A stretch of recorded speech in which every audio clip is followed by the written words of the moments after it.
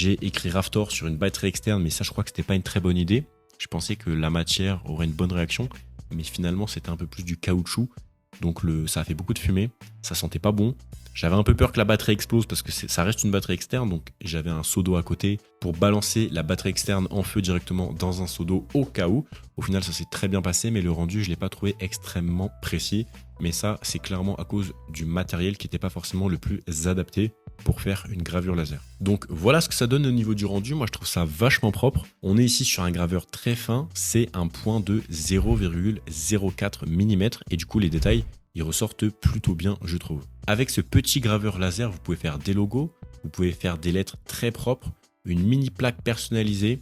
Vous pouvez faire pas mal de choses, même graver directement des images un petit peu en noir et blanc. Je trouve que ça peut être super intéressant. Vous pouvez faire des porte-clés, vous pouvez faire énormément de choses.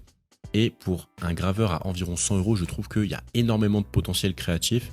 Et je trouve du coup que c'est un produit vachement intéressant avec un très bon rapport qualité-prix pour s'initier à la gravure laser. Sur la précision, franchement, j'ai rien à dire. Les traits, ils sont nets. Les détails, ils sortent. La machine, elle bouge pas. Ça chauffe pas.